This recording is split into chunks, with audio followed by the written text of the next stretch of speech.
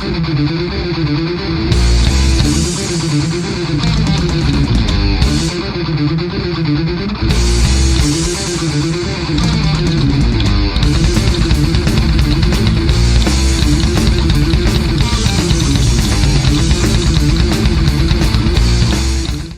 everyone, welcome to Breaking It All Down. I got a new lamp. Now you can see me clearly and not have flickering and not leave me worrying about whether I should be putting a seizure warning at the beginning of my videos. So with that done, last month, actually several months ago, Future Publishing, the company who put out the, well, Nintendo Power magazine, the last company to put it out, announced that they were stopping publication of Nintendo Power. Nintendo Power has been, frankly, a very significant part of the overall culture of video gaming since its existence. I mean, if you just look at, like, the Angry Video Game Nerd, when he talks about video games with particularly tough difficulty and obtuse secrets and that sort of thing, oftentimes he'll bring up Nintendo Power in terms of finding these secrets and that sort of thing, and often that's what you had to do back in the day. Since there was no GameFAQs, there was an internet, but most people didn't have access to it, all that sort of thing. Also, it caught attention of readers at the time because back then, I mean, nowadays, taking gameplay footage is pretty straightforward. I can't really drag the device over here to show it to you, but there are devices which the average consumer can get that let you capture footage from your console, take screenshots, and this isn't even getting into stuff like emulation, where I could theoretically play all my old NES games on my computer. Well, not theoretically, I can. That let me play all my old NES games on my computer, take video games, footage of them, gameplay footage, screenshots. Hell, it even lets me play light gun games without the use of needing a CRT television. Sort of. I mean, you have to use the mouse, but hey, it still takes up less space than having to buy a massive CRT TV and trying to set that up and all that good stuff. So, I grew up reading Nintendo Power. I would check out issues from Nintendo Power from the library, and just devour them when I got home. I didn't own an NES for much of the time, and even after I got the NES, I mean, the console cycle had moved on up to the Super Nintendo, or to the Saturn, the PlayStation, and so I wasn't able to easily find these games, and so also didn't have a car, and many of these stores in the area that would sell the old Nintendo games were far enough away. It was hard for me to get a hold of these games, so I had to look at the pictures in the magazine and fill in the blanks in my head for what the gameplay might be like, and to a certain degree also basically like what the gameplay was like, what the story was like, how the cutscenes worked, all this, that, and the other thing. I put a lot of imagination. So, anyway, Nintendo Power's ending was very much kind of, I'll say an end of an era for me, but it hit home to me. In the same way that for a while back when EGM ended, it kind of hit home to me. And that's why back then, if you've been following my blog stuff, my prose blog articles and all that good stuff from before, you'll remember I did a series of articles going over EGM basically from the beginning, issue by issue, and going over the games covered, the editorial policies, what scores were given to what games, and who gave them those scores for what reasons, and kind of putting together in terms of, like, for example, the strengths and weaknesses of the review queue system and all this other great stuff. So, I'm going to do the same thing now for Nintendo Power. Not in prose blog form. I actually already did that. Partially on my blog, partially on sites like the blog for Hardcore Gaming 101. But I'm going to be doing that here, in video form for Nintendo Power. I am going to, on this blog, starting with this episode, go over every issue of Nintendo Power, starting from the Nintendo Fun Club news until basically either I run out of issues or Nintendo Power comes back, whichever comes first. Because I stopped the EGM reviews after EGM came back. So, hey, maybe it will work again. Lightning strikes twice. My hypothesis is deniable. It can be disproven, and it can be repeated. So, might as well start now.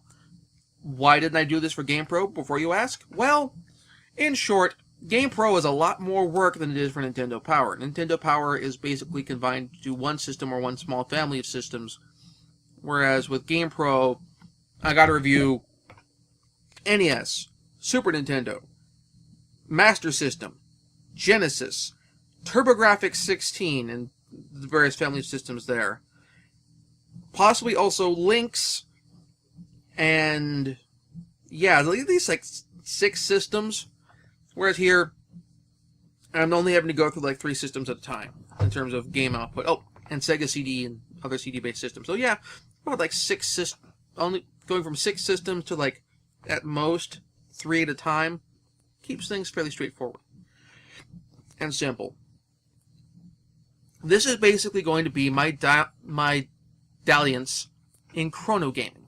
If you're not familiar with the concept, check out series like Chrontendo, Chron-Sega, and that sort of thing, put up by a guy named Dr. Sparkle. I'll put a link to his YouTube channel and his webpage in the show notes.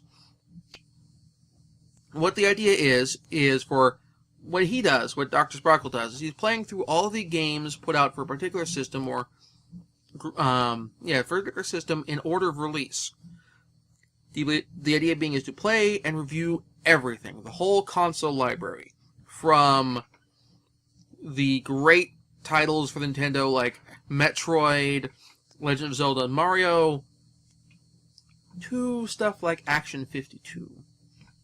To a certain degree, this calls for a amount of emulation and that sort of stuff, because some of these things you just can't get, are really hard to get. But also, for the purposes of Dr. Sparkle and so forth, he's also reviewing the Famicom games as well, generally going by whichever one is released first.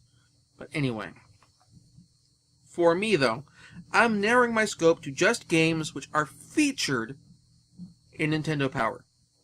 Meaning they get their write-up with all the images and that sort of thing, or featured in a rundown of various types of games for the system, that sort of stuff. I'm not going to go over games which we only see in the tips and tricks, or the now playing column, or that sort of thing. Just because, again, it's just me. I'm one person, and I have college classes and stuff too, which is part of the reason why this video is so late. So, I'm going to kind of restrain my scope just a wee bit. Additionally, if a game is featured multiple times in the magazine, and some are, like Legend of Zelda and Metroid, I'll go with whichever version is featured first. I'll make some exceptions for games that lend themselves for a revisiting in this fashion. For example, Legend of Zelda, I know it's covered twice in the magazine, once in the Fun Club, and once in like an early issue of Nintendo Power. So in cases like that, when I get to the revisiting, I will take a look at the longer version. Or take a look at, for example, Second Quest. Or something like that, and then look at the whole thing as a whole, as opposed to its first and, yeah. Similarly, other exceptions will be made later. As an example, Final Fantasy gets a couple articles in the magazine before it gets a full strategy guide in the magazine in Nintendo Power's second year. So I'll save Final Fantasy for the full guide later, all that sort of thing. So, anyway, with all that done, and I've run over my ground rules, and run down, run through, I think there's every other possible direction covered. The ground rules have been set. Now, I briefly want to talk to you about how the magazine came about. A voiceover. That was really awkward, but hey. Around the time that the Nintendo Entertainment System launched in the US, the situation for video game magazines was dire due to the video game crash. Many magazines that had discussed video games before had shifted their focus from consoles to personal computers. Others had closed their doors, including the first video game magazine, Electronic Games, published by Bill Kunkel, who is sadly no longer with us. Thus, Nintendo was in a bit of a tough situation. They had launched their console, the Nintendo Entertainment System, not as a computer or as a console, but as a toy to get into stores that were gun-shy on stocking new consoles after the failure of Atari and Intellivision's earlier systems and the crash. This is why the NES shipped with Rob, the robotic operating buddy, which is basically a toy very similar to Teddy Ruxpin in terms of being a similar concept, and also why, instead of being a top-loading system like the Famicom in Japan, which would also lead to comparisons with the Intellivision and the 2600, it was designed to look like a VCR. However, computer magazines won't cover it because it's not a computer, and video game magazines were few and far between, so exposure became more difficult. Thus, Nintendo started a newsletter for fans, with information on how to subscribe to the newsletter in each system sold in terms of in the box. That way, Nintendo could basically let them know what new titles were coming out, both from themselves and, in theory, from third parties. This newsletter was the Nintendo Fun Club newsletter, and it would later grow into Nintendo Power Magazine. And with that out of the way, let us begin with Nintendo Fun Club News Issue 1 for winter of 1987. For those who are unfamiliar with Nintendo Power, but not the Fun Club News, the first issue of the newsletter will probably seem a little odd. That's because this issue is effectively monochrome, and there are no screenshots in this issue to speak of. Anyway, we lead off with a classic title for the NES, Super Mario Bros.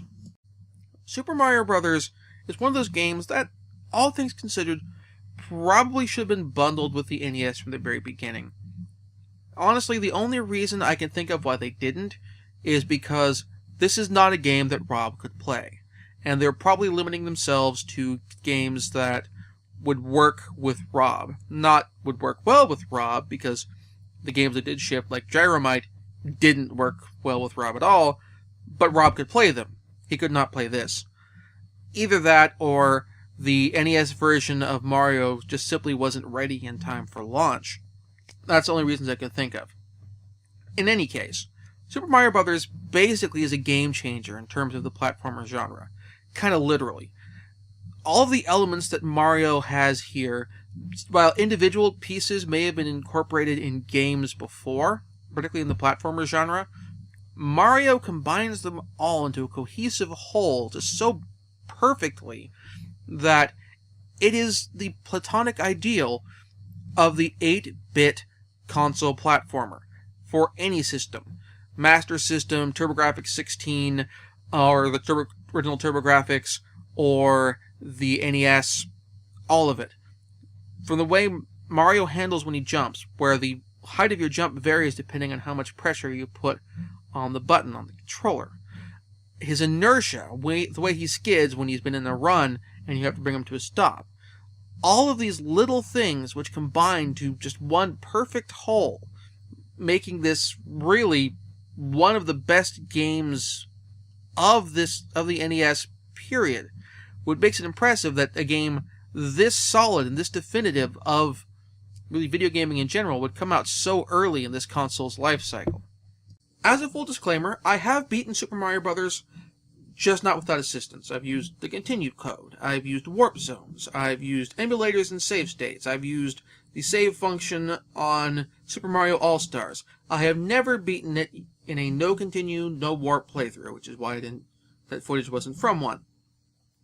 It will eventually happen someday, just not yet. Next up is Excitebike. Excitebike is your basic side-scrolling motorcycle race game. You race through each of the game's 5 tracks, each with progressively more difficult layouts, attempting to make the best time.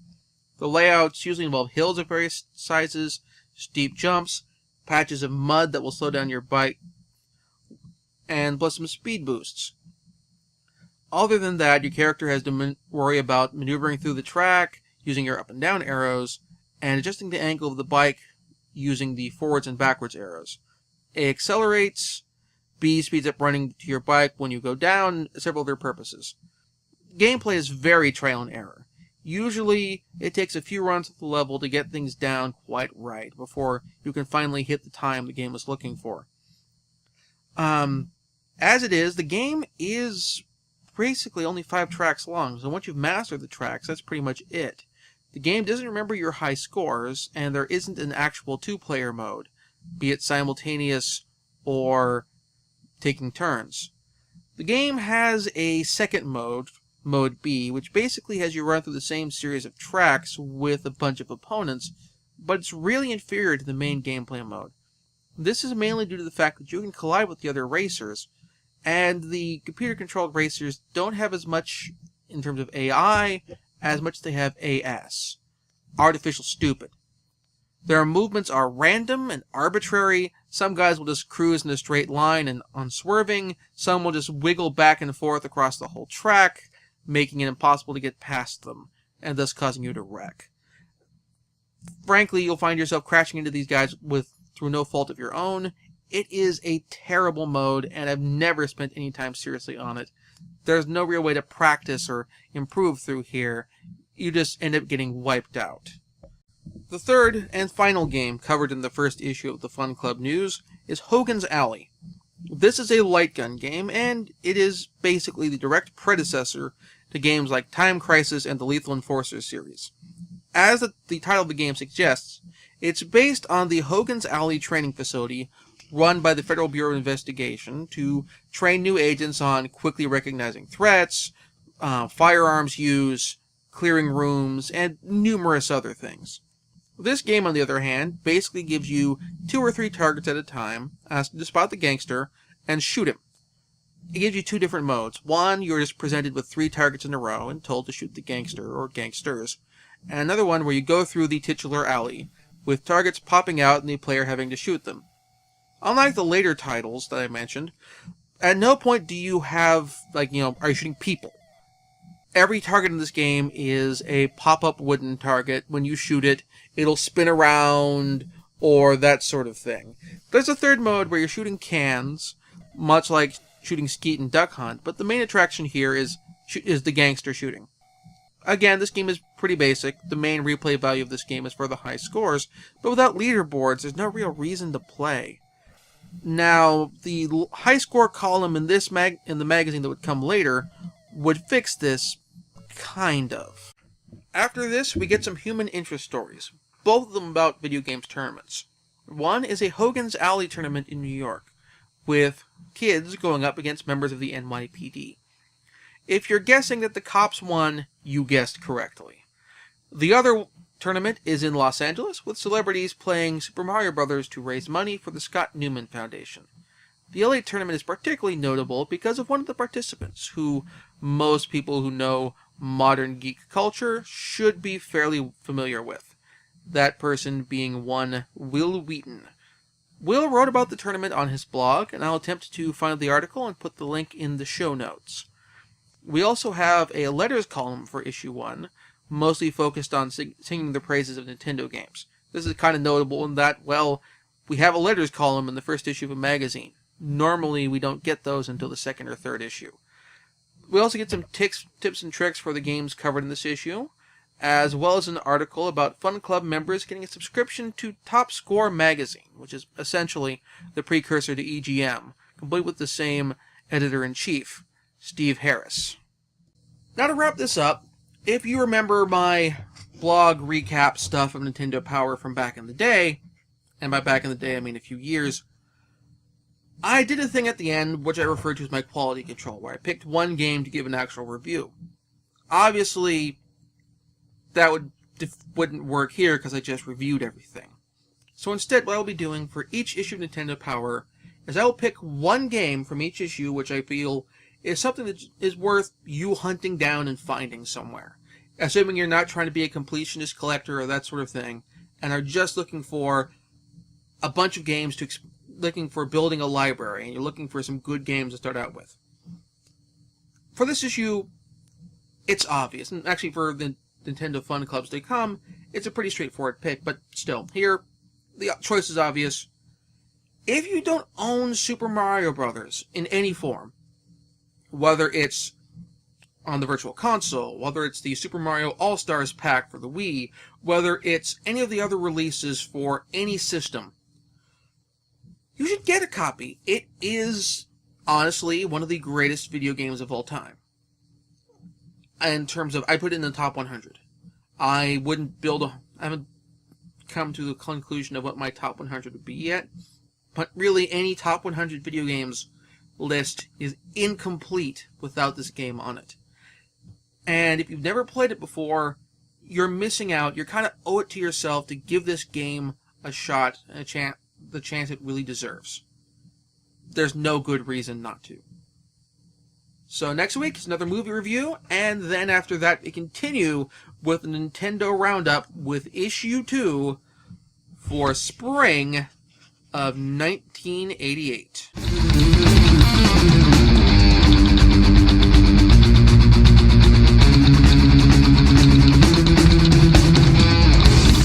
I mean, if you just look at, like, the Angry Video Game Nerd, when he talks about video games with particularly tough difficulty and obtuse secrets and that sort of thing, oftentimes he'll bring up Nintendo Power in terms of finding these secrets and that sort of thing, and often that's what you had to do back in the day. Since there was no GameFAQs, there was an internet, but most people didn't have access to it, all that sort of thing. Also, it caught attention of readers at the time because back then, I mean, nowadays, it even lets me play light gun games without the use of needing a CRT television. Sort of. I mean, you have to use the mouse, but hey, it still takes up less space than having to buy a massive CRT TV and trying to set that up and all that good stuff. So, I grew up reading Nintendo Power. I would check out issues from Nintendo Power from the library, and just devour them when I got home. I didn't own an NES for much of the time, and even after I got the NES, gameplay footage is pretty straightforward. I can't really drag the device over here to show it to you, but there are devices which the average consumer can get that let you capture footage from your console, take screenshots, and this isn't even getting into stuff like emulation, where I could theoretically play all my old NES games on my computer. Well, not theoretically, I can. That let me play all my old NES games on my computer, take video games, footage of them, gameplay footage, screenshots.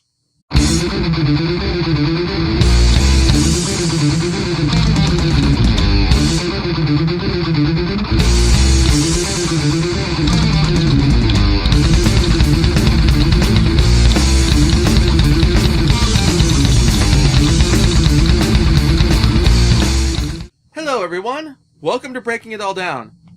I got a new lamp. Now you can see me clearly, and not have flickering, and not leave me worrying about whether I should be putting a seizure warning at the beginning of my videos. So with that done, last month, actually several months ago, Future Publishing, the company who put out the, Nintendo Power magazine, the last company to put it out, announced that they were stopping publication of Nintendo Power. Nintendo Power has been, frankly, a very significant part of the overall culture of video gaming since its existence.